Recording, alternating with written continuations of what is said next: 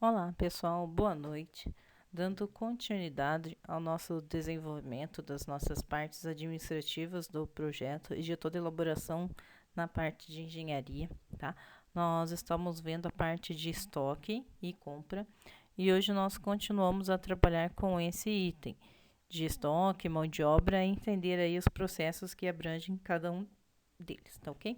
Então, voltando a falar em custo, e estoque. Então, nós observamos que para fazer um novo orçamento, a gente deve elaborar ele cuidadosamente, entender algumas etapas. Então, o orçamento deve ser elaborado considerando o volume de material.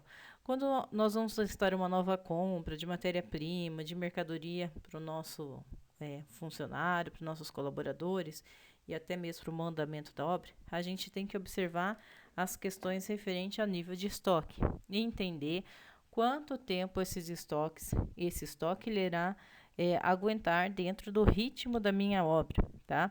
Então, quando eu vou elaborar um estoque, é interessante eu buscar o que nós chamamos de equilíbrio entre a utilização dessa mercadoria, conforme o ritmo do desenvolvimento da obra e conforme o andamento de todo esse processo, tá?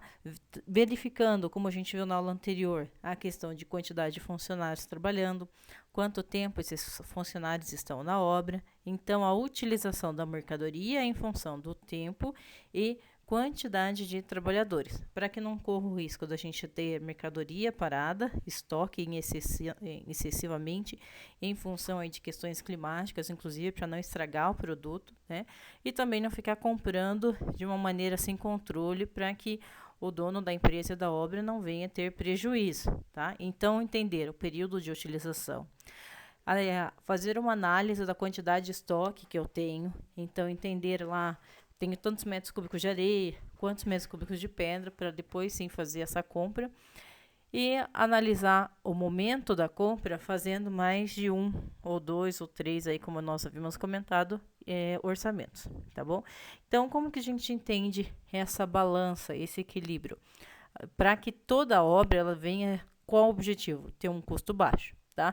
Então, custo baixo em relação à matéria utilizada, à mão de obra, quanto tempo dessa mão de obra e que eu também não venha perder tempo, não venha perder produto e até mesmo funcionários em virtude de às vezes faltar a mercadoria. Então, esse equilíbrio a gente fala dessa balança justamente porque quando eu trabalho com custo, não é só custo de material, mas também funcionários. Então, a parte administrativa da obra, ela visa, pessoal, um equilíbrio de todas essas áreas, tá? Inclusive, nós vamos ver na sequência aí nas outras aulas como fazer isso, como administrar a questão da mão de obra, do tempo e do custo de todos os elementos que implicam na obra. Então, esse custo ele tem que estar em harmonia com a utilização do estoque, tá? A utilização da mercadoria, a ter o estoque, sempre ter um pouco de mercadoria disponível para perfeita execução da obra e fazer a compra necessária, para que eu não tenha compra demasiada, estoque insuficiente às vezes e uma utilização que ela não atende à minha necessidade. Então, ou seja, ela não atender a necessidade, é como se eu posso ter o exemplo de um atraso na obra. Se eu tiver uma obra com atraso, infelizmente ela não vai ter a demanda que eu preciso. Então, é importante a gente manter esse custo de mão de obra, custo de material e custo de aplicação de todas essas áreas conversando em harmonia, tá bom? Então, quando a gente chega a esse patamar numa obra, aí sim eu tenho a harmonização correta e toda a perfeição aí do projeto, tá? Claro que isso, pessoal, trabalhando em sala de aula, vendo com vocês, ele parece uma coisa simples, mas quando a gente vai para a prática, nós como engenheiros, vocês em breve temos muito trabalho nessa área, porque nem sempre é fácil você manter a harmonia de colaborador em relação ao tempo, tá? Colaboradores que não vão trabalhar por diversos motivos, e a questão da matéria-prima, muitas vezes não se tem dinheiro para comprar. A empresa não fornece o tempo adequado, ou ela não dispensa de tantos recursos assim, e até mesmo as licitações, tá? Que muitas empresas hoje, elas entram em processos burocráticos em termos de custo para fazer a compra de um material, não só tendo que trabalhar com 3, 4 orçamentos aí, mas uma série de fatores que faz com que, no final, até a mercadoria chegar, ela demande mais tempo. Então, quando a gente trabalha numa obra, dia a dia ali, é muito difícil fazer esse equilíbrio, mas não é impossível, tá? Claro, conforme a gente vai pegando o ritmo, vocês vão ver que é dispendicioso, demanda tempo, custo, dinheiro, mas a gente aprende a trabalhar, tá? Então, a melhor forma hoje de a gente ter um equilíbrio de estoque e custo da obra é ter essa harmonia. Custo, então, de material e mão de obra, que são as primeiras, as principais, tá? Depois tem custo que a gente entra aí, que são outros materiais, como água, luz, para manter o bom andamento da obra, tá? Mas principalmente matéria-prima a gente entra em custo e mão de obra. Em harmonia com a utilização, ter um controle, saber que o meu estoque dá para 10 dias, meu estoque dá para 5 dias. Então é entender isso, a utilização com o estoque. Ver quanto eu tenho do produto, da matéria-prima, para eu poder levantar minha casa, meu prédio, e quanto tempo isso dura, para que depois eu faça uma nova compra, tá? É assim que a gente consegue andar em harmonia com esses itens. Na sequência, então, trabalhando os mesmos assuntos ainda, nós temos alguns pontos a serem considerados que eu vou comentar com vocês, tá?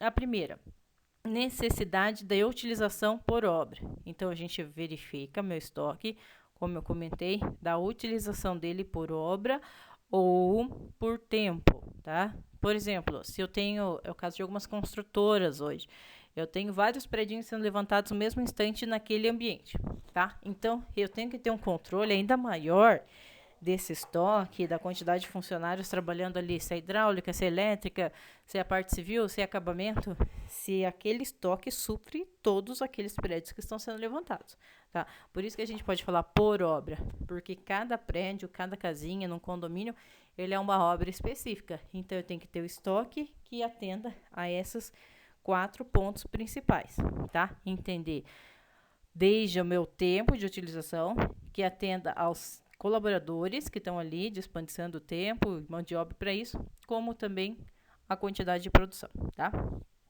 Política de estoque da empresa, entender como eu vou fazer esses estoques e continuar em andamento com ele.